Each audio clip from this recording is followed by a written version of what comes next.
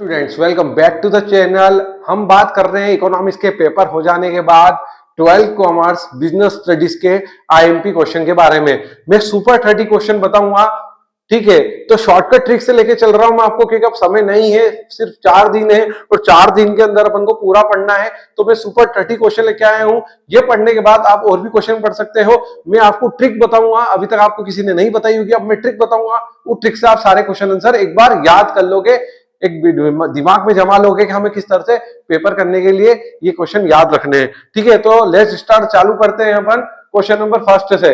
तो rights of consumer, देखो ये क्वेश्चन बार बार पूछा गया है, राइट्स ऑफ कंज्यूमर एग्जाम में भी आया है, तो उसको याद कैसे करें। देखो लिखने 2 पॉइंट है पर मैं आपको 3 पॉइंट समझा देता हूं।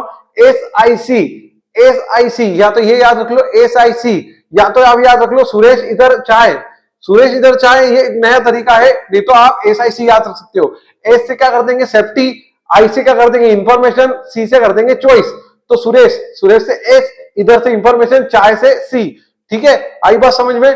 तो SIC सुरेश इधर चाय, सेफ्टी इंफॉर्मेशन चॉइस। तो कंज्यूमर का राइट यही रहता है कि उसे सेफ्टी चाहिए, सुरक्षा चाहिए और इंफॉर्मेशन हो। कोई भी प्रोडक्ट खरीदता है तो उसे कोई इंफॉर्मेशन होनी चाहिए और उसकी चॉइस से कोई दबलदारी नहीं है। आपकी इच्छा हो तो कोई भी प्रोडक्ट आप परचेस कर सकते हो। आपको दुकानदार कितना भी प्रेशर करे, ये खरीद लो भैया, ये खरीद लो, नहीं, अपने को जो अच्छा लग रहा है वही अपन परचेस करेंगे। ठीक है, तो क्वेश्चन नंबर फर्स्ट कंप्लीट है। ठीक है, उसके बाद question number second, responsibility of consumer.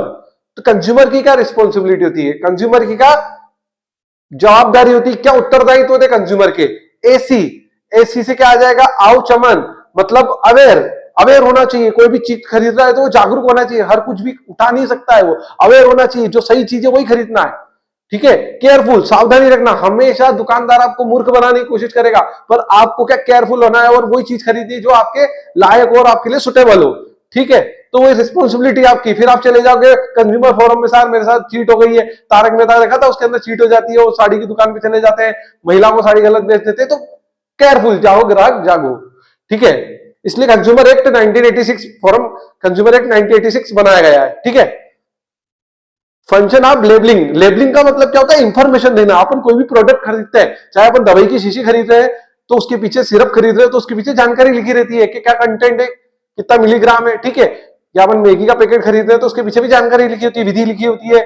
ठीक है, डिस्क्रिप्शन में, तो वो इंफॉर्मेशन प्रोवाइड कराना। तो लेबलिंग का मतलब क्या होता है, इंफॉर्मेशन प्रोवाइड कराना। The labelling means providing information of the product. तो इसका मैंने बनाया है PDG। PDG मतलब प्रोटेक्शन, डिस्क्रिप्शन, ग्रेड। आपको डिस्क्रिप्शन देखना चाहिए, प्रोटेक्शन देखनी चाहिए, कवर करा हुआ है कि नहीं है, ग्रेड देखनी चाहिए किस क्वालिटी का है। तो प्यारी दीदी जी, ठीक है, तो लेबलिंग मतलब प्यारी दीदी जी। ठीक, फंक्शन ऑफ पैकेजिंग, पैकेजिंग का मतलब होता है प्रोटेक्ट करना। देखा होगा आपने, टूथपेस्ट भी आता है तो टूथपेस्ट के अंदर वो प्लास्टिक का कवर रहता है, ट्यूब रहता है, उसके बाद कवर रहता है, खोखे में बना रहता है पूरा, कार्टून बना रहता है, खोखा बना रहता है पूरा। ठीक है, खोखा। ठीक है, तो उसमें पैकेज होके आता है, तो इसका बनाया है मैंने पेप्स। पेप्स से याद रखेंगे, पापा अच्छे पैकेट स्टोर करें। तो पेप्स, पेप्स का मतलब क्या होता है, प्रोटेक्शन, प्रोटेक्शन होनी चाहिए कवर करके। ठीक है, अट्रैक्शन, अट्रैक्टिव होना चाहिए, जो दिखेगा वही बिकेगा। ठीक है, पैकेजिंग का नारा क्या है, जो दिखेगा वही बिकेगा। ठीक है, तो प्रोटेक्शन होना चाहिए, अट्रैक्शन होना चाहिए, प्रमोशन होना चाहिए। एडवर्टाइजमेंट इसलिए तो करते हैं ताकि प्रमोशन हो सके। ठीक है, फिर स्टोरेज, स्टोर करके रखना है। तो पापा से प्रोटेक्शन, अच्छा मतलब गुड, ये अच्छे से ए मत लिखना, अच्छे से अट्रैक्शन है। ठीक है, ए मतलब अच्छा, मतलब ए अट्रैक्शन।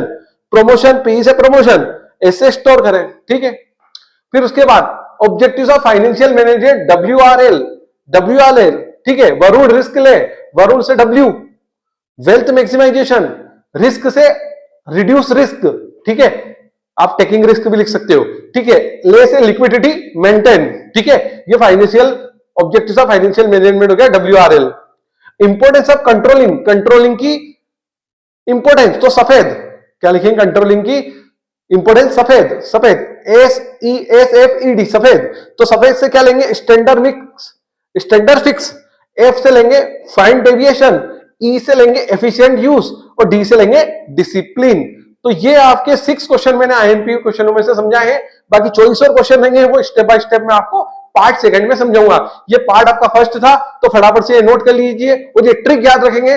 करीबन 4 दिन बचे, इन चारों दिन में आप ये सुपर 30 क्वेश्चन को बार बार रिवाइज करेंगे, बार बार ट्रिक याद रखेंगे, हो जाएगा। और 2 दिन भी कर लेते हैं वो भी ठीक, ट्रिक 2 दिन भी कर लेते हैं आपके लिए फायदेमंद होगा, और बाकी क्वेश्चन आप अपने सेल की तैयारी कर सकते हैं। बस ये क्वेश्चन है जो बेचारे गरीब स्टूडेंट है, गरीब मतलब जो पढ़ते नहीं, अरे यार सर हमने पढ़ाई नहीं करी यार, क्या करें क्या करें, तो वो बच्चे भी आप करके पास हो जाएंगे। अब इकोनॉमिक्स के पेपर में बच्चों ने 1-2 दिन की तैयारी में मात्र पासिंग मार्क जितना तो वो लिख के भी आ गए, ठीक है, तो पास हो गए वो, ठीक है। तो फटाफट से ये जो कम समय बचा उसके लिए भी है, और जो शुरू से स्टडी कर रहा है उसके लिए भी शॉर्टकट ट्रिक है, ठीक है। तो फटाफट से नोट कर लीजिए।